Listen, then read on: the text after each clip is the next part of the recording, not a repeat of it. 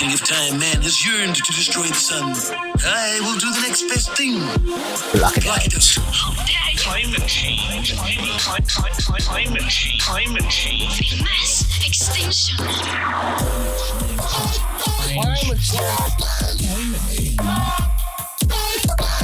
Climate change. Climate change. Independent.co.uk, the outlet that is owned by the son of a Russian oligarch. Look it up, folks. Yeah. And a Saudi sultan. Saudi. Yeah, that's right. Yes. Yeah, there's a sultan and a KGB agent. Right. You're not joking. It's an actual. It's not a joke. No, it real. makes it it's a very important detail to know when you're reading news from this outlet. The headline here is Greta Thunberg urges society to set things right in Glastonbury climate speech. And she's back. She's back, and she's looking older. She's 19 now. She's I was actually I entirely disagree with you. You think I was going to mention how she still looks like a 12-year-old. Yeah, you're right. I guess you can say. Yeah, she makes some interesting choices, but not the most flattering picture or outfit. I don't know. Maybe she's really going for that, lower class relatability thing, and not getting really dressed up. But anyway, let's see what she says. She's just down to earth gone. She just doesn't care. Okay. I'm surprised you didn't play the Greta climate change jingle. I thought we did. Do I have? Are there more? Greta was in the climate change jingle. Oh, of course, she's in all of them. Well, it's maybe, okay. We played that one. Yeah, okay. All right. That's all right. Oh, maybe this what one. Do you got? What's she doing? We did that What's one too. Doing? Okay, here we go. Greta Thunberg has called on society to take on its, quote, historic responsibility to set things right with the global climate crisis during her speech at Glastonbury. Speaking from the pyramid stage. Ooh. 19-year-old environment activist told the crowd she feels there is still hope for the world to choose a path which is sustainable and, quote, leads to a future for everyone. Ms. Thunberg opened her speech with a stark warning of the current climate situation, saying, "We are in the beginning of a climate and ecological emergency, but the biosphere is not just changing, it is destabilizing, it is breaking down. The delicately balanced natural patterns and cycles that are a vital part of the systems that sustain life on Earth as we know it are being disrupted, and the consequences could be catastrophic." You know what? I wish you would say something new. I was going to say, now that we've heard from her, get this into the writer's room. And now that we've heard from her, yes, it brings her right back to age 12. There has not been much evolving happening, and she's still reading from a piece of paper. Come on, Greta. Memorize. She asks so much of us. Quote, "And no, unfortunately, this is not the new normal. This crisis will continue to get worse until we manage to hold the constant destruction of our life-supporting systems, until we prioritize..." Wait, hold on. Until we manage to hold the constant destruction of our life-supporting systems, until we prioritize people and planet over profit and greed, end quote.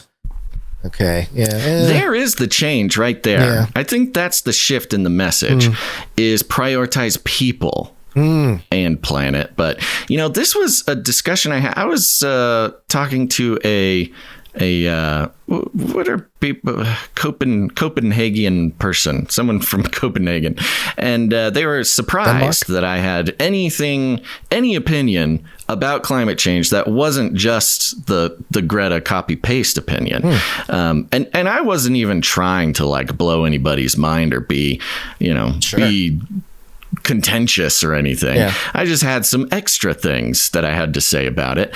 And the look on this person's face was as if I turned into some sort of Cronenbergian monster beetle right in front of her. And the point I was trying to make is hey, look, if you climate activist people want to actually get people's attention, you got to make it about them. You got to make it about people. The Earth has been through so much, violence as far as volcanoes and scary things and earthquakes. Even from the even from the secular worldview, which it's easy to make the point in the secular worldview, you know, the billions of years old Earth, 13 billion years or whatever. All that chaos created all this order. Yes. Yeah. You know, the Earth has melted and frozen over and been hit by things, and it's still here, and it just keeps bouncing back. The Earth will be fine in the long run, and it can wait us out. You got to make it about people, man. And I think that message made it to Greta, because she snuck it in there. Here's another quote from the speech here. She said, quote, "Instead of looking for hope, start creating that hope yourself. We are approaching a precipice, and I would strongly suggest that all those who have not yet been greenwashed out of our senses stand our ground. Do not let them drag us another inch closer to the edge. Not 1 inch. Right here and right now is where we stand our ground." Yeah. Well, I think I think there is some evolution in this message here, because sort of calling out the greenwashing, and she's done this before, you know, it's not entirely new, but it is kind of where this conversation is, which is, you know, they even recognize the greenwash mind control, where you can virtue signal and wear a pin and change your profile picture and get mad at Republicans, but you're kind of just a zombie stuck in this undead state that you've been, you know, turned into by the corporate takeover of the, you know, eco warrior message, is very useful, very useful for the corporations to take over that message, because then they don't actually really have to do anything different. You know, I think it was last time we heard from Greta, the sentiment was, "Oh, they're done with her. They don't need her anymore."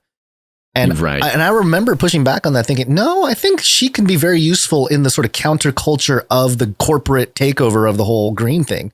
And I think that's what we're seeing, you know, because she is sort of, you know, she went away for a while. Like, she wasn't, at least out here in America. We hadn't heard from her for a while.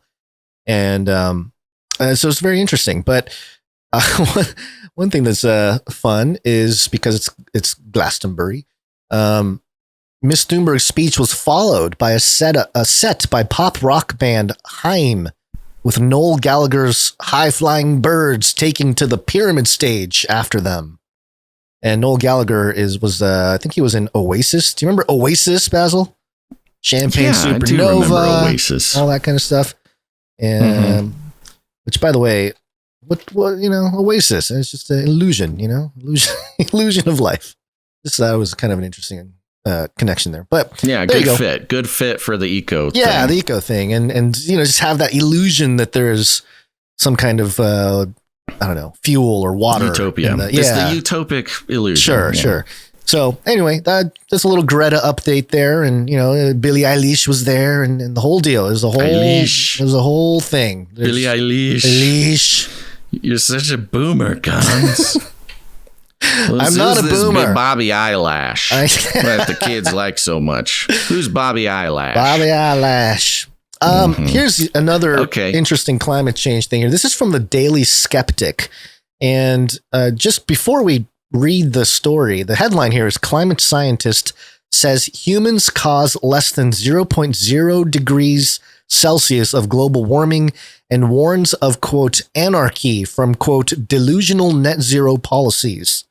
How dare you? So, you know, I found this article and I thought, we don't usually read from like blogs and, you know, sort of not mainstream sources.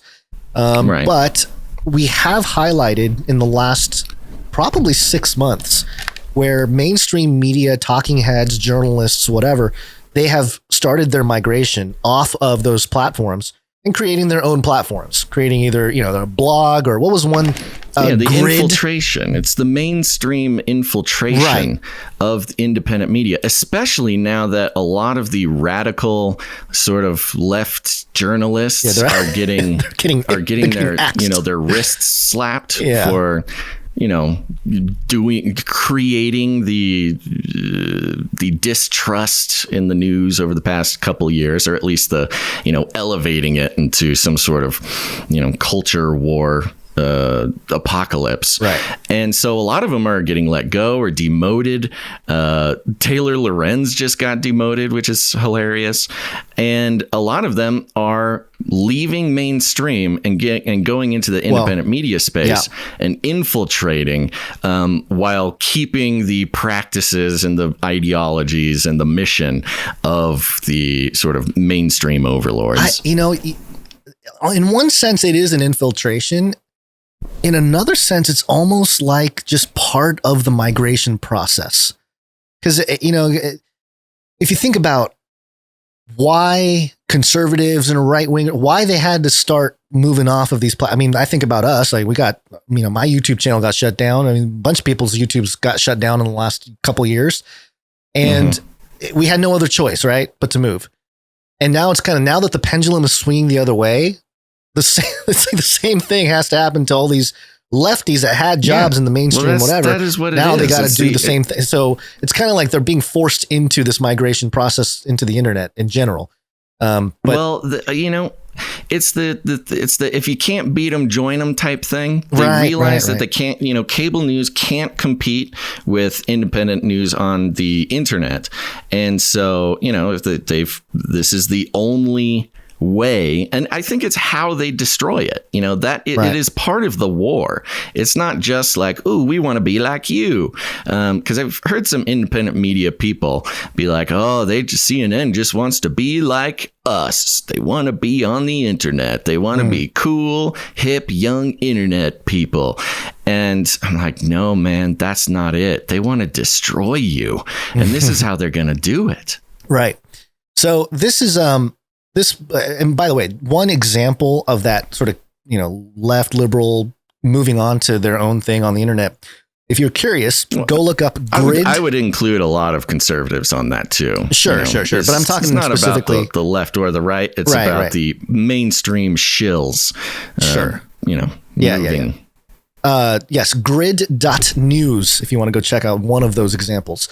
This outlet here, Daily Skeptic, it was originally called Lockdown Skeptics, which was set up in April 2020. The idea for the original site was that it would serve as a hub for skeptical articles, academic papers, and interviews that had appeared elsewhere, as well as a place for experts and non-experts to air views they couldn't get published anywhere else, as the state of emergency, in quotes, dragged on for longer than most of us expected, and public enthusiasm for the lockdowns remained stubbornly high. The tone inevitably became rather stoical. I even published a series of, this is the about page here, but from the guy who founded it. I even published a series of articles under the heading, "Why Haven't Our Points Landed?" But it wasn't all doom and gloom from the start. The more serious content was broken up with lighter fare, such as a daily selection of musical, blah, blah, blah, blah. Basically, they were bringing together intellectuals, academics, whatever, pushing back against the lockdowns from pretty much a straight scientific perspective. And they got like 1.5 million page views per month. And I mean, they're 15,000 subscribers, so they're doing pretty well. But I wanted to just mention this, or bring this article, because you don't hear about this kind of stuff within the scientific community. There are really no mainstream outlets that highlight scientists that push back against the corporate agenda, the talking points of global warming or climate change or whatever, because they don't follow the narrative. But they're out there. They've always been out there. But this actually highlights it. So back to the article here. Climate scientist says humans cause less than 0.05 degrees Celsius of global warming and warns of anarchy from delusional net zero policies. With Germany scouring the world for supplies of oil and gas and firing up dormant coal power stations, one of its most distinguished atmospheric scientists, Professor Herman Hardy, has castigated politicians for reacting to increasingly shrill climate horror stories and, quote, believing they can save the world, end quote. Many of the research studies and, quote, horror scenarios are not based on a secure physical foundation, he says, quote, but rather represent computer games that reflect what was fed in, which is something we've been saying for, not just us, a lot of, No Agenda's been talking about it too, that all these models, baby. Models are all computer models. The idea that humans can control the climate with their CO2 emissions is said to be an absolute delusion, according to Professor Hardy. In Professor Hardy's view, there exists considerable doubt about a, quote, scientifically untenable thesis of purely human-caused climate change. Quote, and it is completely wrong to assume that 97% of climate scientists, or even more, would assume only anthropogenic warming, end quote. In his view, climate and energy policy can only gain popular acceptance when they are based on reliable knowledge, quote, and not on speculations or beliefs, end quote. Hardy retired a few years ago from Helmut Schmidt University in Hamburg as a professor of experimental physics after a long career in science academia. Now we can go on. We don't have to, but that's really the point. Yeah. No, go ahead. Well, I mean, I get it. Yeah, this is sort of a dissenting voice in the climate change thing. And I'm so happy that they exist. But he kind of seems to miss the point that, anybody who's going to be reading this outlet or anybody who would take this outlet seriously is already aware of what he's saying. And yet he doesn't talk much, or at least so far hasn't talked much about the fact that, he's questioning and making statements about the sort of frenetic alarmist eco-alarmism. But he doesn't really go into this is like the new world order, great reset justification for reorganizing all of human society. Yeah. But not just that it's not real or whatever. I think there is a place for this kind of reporting, though, because that sentiment is the prevailing alternative sentiment right now. A lot of people who have been questioners of, the authority and all that kind of stuff, they're on that narrative, and it is a narrative that the Great Reset is trying to take, and there's plenty of evidence for it. I'm not saying that that's not true. I'm saying it's a narrative that a lot of the alternative media and even people like us, we have sort of been carrying, not carrying the narrative in the sense of agreeing with them. I'm saying, pointing out that narrative. So, and for mainstream people, or not mainstream, maybe normies, like we like to call them here, going to the Great Reset, human society, civilization, change over control, that completely discredits anything else that is said. So I think there's a place for like outlets like this, which is mainly like a skeptical, coming at it from a more of a secular, straight science, academia type of perspective, but sort of agreeing with the overall sentiments of people like us, what we've been saying about the Great Reset and all that. So there's a place for it. That's all I'm saying. I'm not saying that they're an outstanding outlet or that you should read it or anything. Sure. It's just that it's out there, and part of the democratization of media. I think we need to keep track of some of that too, because it'll be interesting to see what kind of censorship takes place moving forward. If everybody's on the internet, I mean, we already know that mainstream media is heavily propagandized and commercialized, and big pharma and money and all that stuff is there. But we've also seen places like CNN try to do value for value model, like not exactly pull it off. Or a lot of them. Yeah, you're right. But it's just interesting to watch. And then how do you censor the value for value outlets? And for example, this Daily Skeptics. Now, when you say value for, how do you censor value for value outlets? Are you talking about like in the funding model, or censoring them in other ways? I think infiltrating them. Just in general. But I mean, you're right. There are different aspects to it, but yeah, just in general. I'm talking more generalities here than specifics in terms of that. Okay. But anyway, there you go. I think people should be aware of places like this, and also the information. What is the anarchy and delusional net zero policies that he's talking? What about that? What I was curious. What is he warning about the anarchy? In Hardy's view, the move to impose climate emergency policies was led by competition between different research groups to outdo each other, predicting horror scenarios. Alarming predictions attracted media attention, quote, and our decision makers felt obliged to quickly react. Sound familiar, COVID? But noted Hardy, it is absolutely clear that without a reliable and sufficient energy supply, quote, Germany and many other countries that take such a path will end in anarchy. So he's saying the current model of, you know, the alarmism and all that is going to lead to anarchy. And I think he's right. Well, everybody's outdoing themselves. Yeah. And, you know, he's actually sort of referring as well to the energy crisis in Germany, where, you know, they've been pressured to not partake in Russian energy, you know, purchases or exports, imports.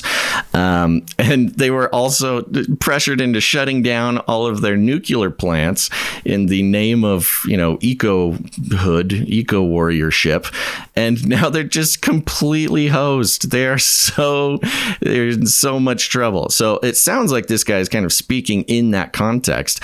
There's headlines recently, you know, you're all over Europe. These European countries are having to go back to dirty coal as their energy source because they shut down all their nuclear plants and they can't get their natural gas from Russia anymore. And it is bringing them so close. It's like a Damocles. It's the sword of Damocles hovering over their head that, you know, at any moment, a disruption, like a large disruption in their society regarding energy could literally end in anarchy. Yeah. You know, people revolting against the system, which is just fun. And it's nice for this guy to remind everybody. Well, and it's probably an outcome that the puppet masters would like to have, the chaos of a society pushing back against this. There's definitely legit theories that include that. I'm going to wrap the article here. Hardy concludes by warning politicians that it would be an irresponsible environmental and energy policy to continue to ignore serious peer-reviewed scientific publications that show a much smaller human impact on the climate than previously thought. It is also irresponsible to shut down a reliable, adequate, and affordable energy supply to be replaced by millions of wind turbines, quote, that destroy our nature and shred trillions of birds and insects. Is that really what he said? It's in quotes. Oh, no. He was doing so well, and then at the end, he's like, killing trillions of birds. I guess insects, you can count trillions, count up to trillions. It's kind of, I guess you can, yeah. But it's very, he's doing his own. Reminds me of the Trump, like, do wind turbines create wind? That's why it's so windy, because we have wind turbines. But it's just funny how, you know, they're over exaggerating, and then he has this thing here. I mean, I guess it could be, I don't know, insects. I mean, that number is not impossible. It's not impossible. It's just funny. It just sounds very sensational after saying how, like, you know, the media is so irresponsible with their sensationalism. Yeah, got his own version of sensationalism. He's got his own alarmism. Right. He's adding in there these poor insects and birds. Trillions of birds and insects. So there you go. That's all I got here for the climate Great. action. Be scared. We're all going to die.